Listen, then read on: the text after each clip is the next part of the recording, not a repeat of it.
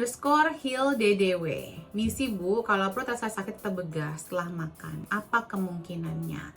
Desia GT11. Bu Dep, ciri-ciri demam tifoid pada anak-anak sama protokol healingnya bagaimana? Thank you Bu. Nah, Yul, diet untuk endometriosis Bu Dep udah 8 tahun belum bisa hamil. Natalia Evianti, suami saya kena GERD parah. Bagaimana cara mengatur menu makannya dari pagi?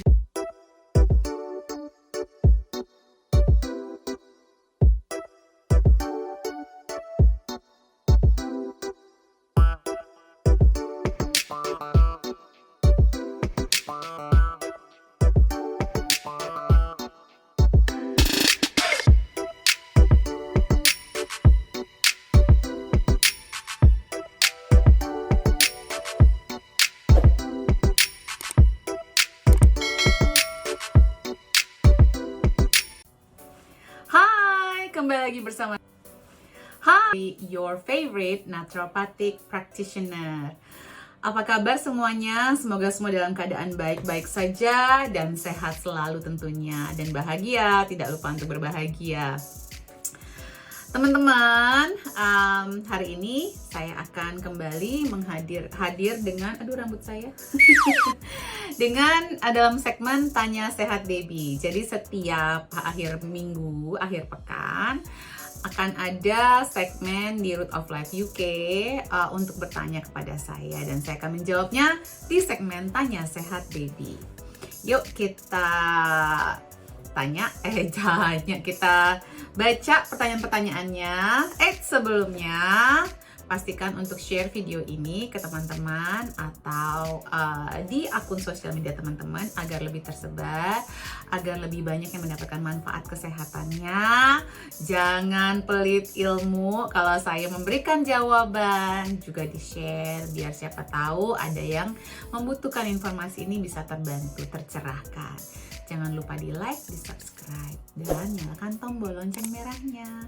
Satu itu gratis, dan Anda bisa membantu kami untuk cepat-cepat membangun rumah sehat, biar kita semua bisa ada tempat khusus untuk belajar dan menyehatkan tubuh secara naturopati. Yuk kita mulai. Pertanyaan pertama dari Ibu Kaniul. Diet untuk endometriosis Bu Dep, udah 8 tahun belum bisa hamil. Oke, sebenarnya diet atau pola makan untuk endometriosis ada beberapa ya. 1, cut gula dan makanan yang diproses apapun. Gula putih dan semua makanan yang diproses harus di-cut. Walaupun kita nggak ada masalah berat badan gitu, walaupun kayaknya baik-baik aja, justru itulah penyebab kenapa kita punya peradangan kronis seperti endometriosis. Berikutnya, tingkatkan yang namanya omega 3, lemak sehat. Cari tahu nih akarnya, belajar lebih banyak tentang lemak sehat dari ikan berminyak, kalau bisa 3-4 porsi ikan berminyak setiap minggunya. Lalu, teman-teman juga bisa meningkatkan namanya anti-inflammatory diet. Jadi, pola makan yang rendah peradangan, yang tidak mendukung peradangan, sayuran, buah, protein yang organik, jangan makan makanan tidak organik. Terus juga teman-teman juga bisa hindari lemak buatan, jadi seperti margarin, terus itu tuh apa sih, pengganti santan. Karbohidrat putih, karbohidrat yang dirafinasi seperti nasi putih, tepung-tepungan juga kalau bisa dihindarin. Terus tingkatkan ya, tambahkan herbal-herbal seperti kunyit, terus juga chamomile, peppermint, jahe, lavender, rosemary. Olahraga itu penting banget teman-teman. Orang-orang yang olahraga itu menurunkan resiko sampai 40-80% untuk endometriosis.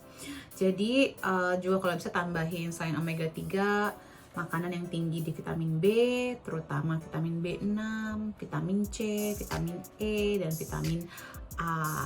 Terus juga mineral-mineralnya juga tambahkan magnesium. Pastikan makanan yang tinggi kalsium, bukan suplementasi ya. Selenium, zinc, dan zat besinya juga. Probiotik juga penting sekali. Semoga membantu ya Ibu Kaniul. Berikutnya adalah tambahan juga untuk Ibu Kaniul. Pastikan cek micro habit kita, ada di dalam bentuk podcast di akun saya atau di Root of Life TV dalam bentuk audio visual. Kalau mau dibaca bisa dilihat di akun Instagram saya, Debbie Jean Marie, bulan Februari tahun lalu. Berikutnya dari Ibu Natalia Evianti. Suami saya kena GERD parah. Bagaimana cara mengatur menu makannya dari pagi hingga malam? Bu, kalau sudah sampai kena GERD, sebaiknya dicek food sensitivity IgG-nya. Jadi GERD itu yang pertama dipicu oleh stres dan anxiety. Nah, suaminya ini pinter-pinter mengelola stresnya. Kalau saya mengajarkan EFT atau Emotional Freedom Technique. Tapi sebenarnya bisa banyak sekali ya. Ada TAT, ada meditasi, ada mindfulness sama Mas Aji gitu ya. Banyak sekali cara-cara untuk mengelola stres kita. Karena memang pemicunya adalah stres. Habis itu makanan. Nah, makanan ini sebaiknya kalau mau tanya menu makanannya, pastikan dari tes food sensitivity dulu Bu, biar ketahuan. Kalau kan soalnya mungkin berbeda nih makanan untuk saya sama makanan untuk suaminya. Dan GERD itu pokoknya semua makanan yang olahan, roti, gula tinggi, produk susu dihindarin Bu. Cari makanan yang sealami mungkin, ibaratnya kayak suaminya lagi MPASI lagi. Ingat nggak Ibu waktu MPASI anak pertama? Kan semuanya natural ya. Maksudnya bukan itu tuh makanan-makanan bayi yang dalam kotakan, bukan itu. Tapi yang natural-naturalnya, kita kan dulu kan kalau mulai MPASI sayur dulu, ubi dulu, seperti itu. Ya, oke. Berikutnya adalah dari Koi_Hera. Orang kanker boleh makan nasi atau tidak Bu? Nah, sebenarnya bukan masalahnya, pertanyaannya bukan sesimpel boleh makan nasi atau tidak. Nasi itu tuh apa sih gitu? Apalagi nasi putih. Nasi putih itu literally hanya karbohidrat kosong ya, tidak ada nutrisinya. Kalau nasi coklat, nasi merah sama nasi hitam itu masih ada nutrisinya. Orang kena kanker itu berarti lagi undernutrisi, lagi kekurangan nutrisi. Selnya ada yang rusak karena kekurangan nutrisi. Jadi kita harus perbanyak nutrisinya. Lah ngapain makan sesuatu yang kosong gak ada nutrisinya? Plus nasi itu pasti akan berubah menjadi gula. Nah, gula itu, jadi semua makanan itu berubah menjadi gula dalam tubuh kita. Tetapi kalau ada makanan yang bersifat refinasi atau karbohidrat sederhana seperti nasi putih ya, ini saya ngomonginnya ya, itu langsung berubah menjadi gula, tidak ada seratnya. Kalau nasi coklat, nasi hitam, nasi merah itu masih ada seratnya, tapi bukan berarti saya bolehkan juga untuk menderita kanker. Jadi alasannya bukan pertanyaannya bukan boleh makan nasi atau enggak, tetapi apa sih nasi itu dan gunanya apa untuk dimakan kalau udah kanker. Kalau udah kanker itu kita harus masukin segala macam nutrisi agar sel-selnya sembuh lagi. Begitu ya teman-teman. Kemo bukan menyembuhkan kanker. Kemo itu diharapkan bisa membunuh sel kanker, sel yang nakal. Tapi kemo itu berbentuk racun yang sangat kuat sebenarnya untuk tubuh. Kalau naturopati kami berpendapat kalau ada kanker itu ada sel yang rusak, kita harus masukin nutrisi yang banyak biar selnya terperbaiki, terregenerasi, jadi nggak jadi kanker lagi, jadi sel yang sehat aja, seperti itu. Oke, jadi intinya nggak boleh makan nasi ya, apalagi nasi putih, dihindarin aja. Pokoknya cari yang tidak memberi makan kepada sel kankernya. Gula-gulaan atau makanan yang berubah menjadi gula atau karbohidrat sederhana itu berubah menjadi gula dan bisa memberi makan kepada sel kankernya. Berikutnya dari Ibu Vivi Mufidah. Kenapa ya kuku jari saya bertekstur garis-garis memanjang? Itu adalah kekurangan nutrisi. Kalau misalnya hanya garis-garis saja, itu sebenarnya adalah seperti kayak kita aging, kayak kita udah berumur biasanya. Orang-orang yang udah berumur 40 tahun ke atas nih mulai nih ada garis-garis.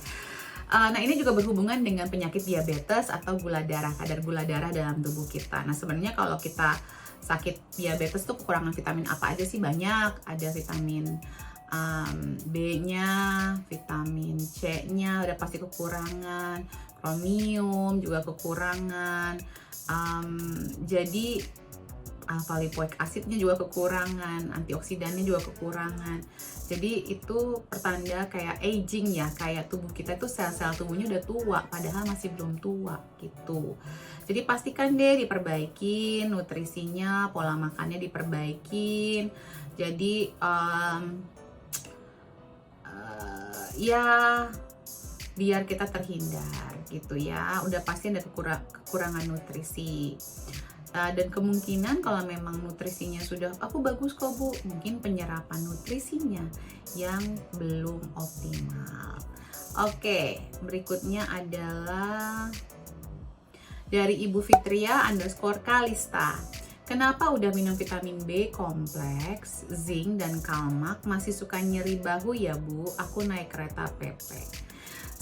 Siapa yang nyuruh makan kalmak? Aku nggak pernah nyuruh makan kalmak Bu. Nyeri itu biasanya ada, apalagi kalau di bahu itu ada otot yang tegang. Dalam kasus ini saya nggak akan pernah ngasih kalsium. Magnesium mungkin, itu beda loh Bu, jangan mentang-mentang saya bilang magnesium terus beli yang ada, ini sekalian ada kalsiumnya juga, jangan. Kebanyakan tuh magnesiumnya yang rendah, kalsiumnya yang tinggi, jadi menyebabkan ada otot yang mengencang. Jadi kalsium itu membuat otot mengencang, magnesium merilekskan otot. Jadi saya nggak pernah nyaranin kalmak. Jadi Bu, ini tahu dari mana, belajar dari mana? Pasti bukan dari saya. Dan B kompleks sama zincnya itu merek apa? Pastikan yang bagus juga ya.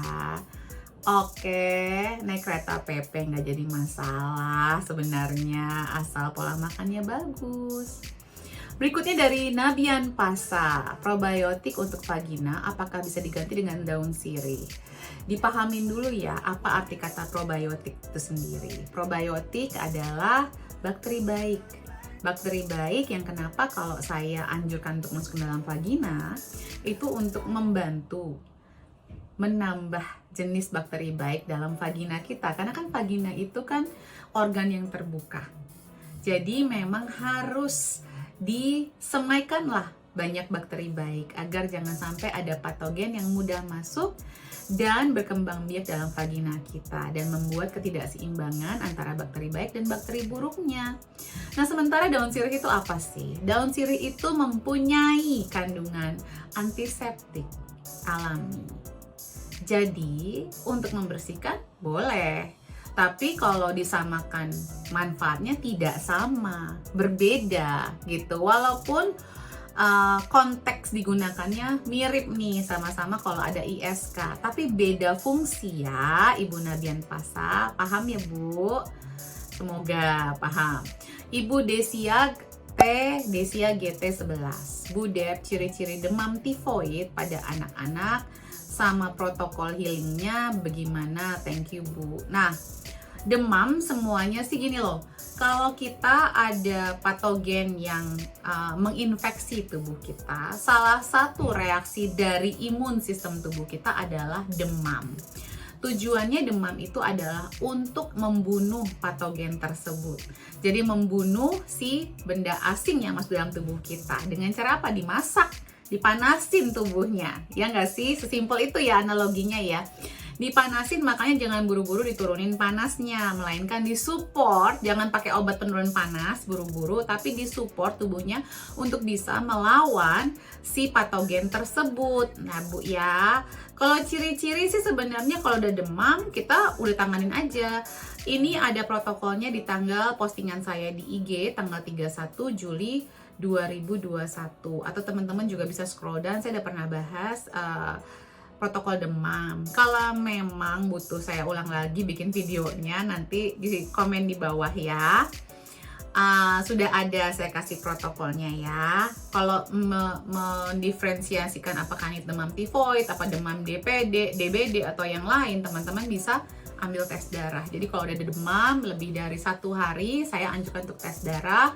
Jangan langsung dibawa ke dokter, karena kita bisa langsung ke lab kok, tes darah aja.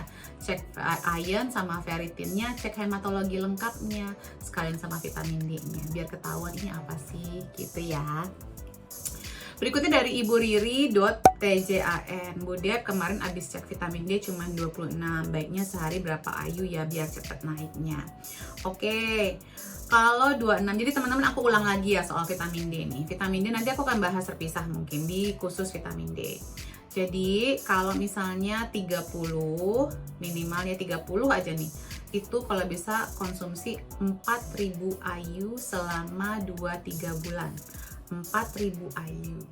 Lalu kalau misalnya di bawah 30, saya akan bagi 30 sampai 0 ini menjadi 5 bagian. Jadi ada 5 bagian ya.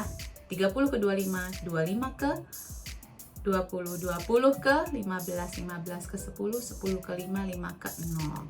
Nah, Ibu di kategori 30 ke 25, berarti setiap 5 ini kita akan menambahkan 2000 IU dari yang minimal 4000 IU kalau udah 30 aja.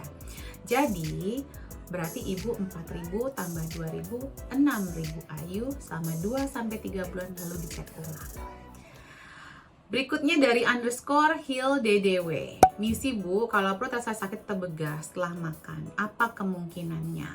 Kemungkinannya bisa IBS, kemungkinannya punya dispepsia atau MAH, yang disebut MAH, atau juga bisa GERD, atau juga bisa IBD.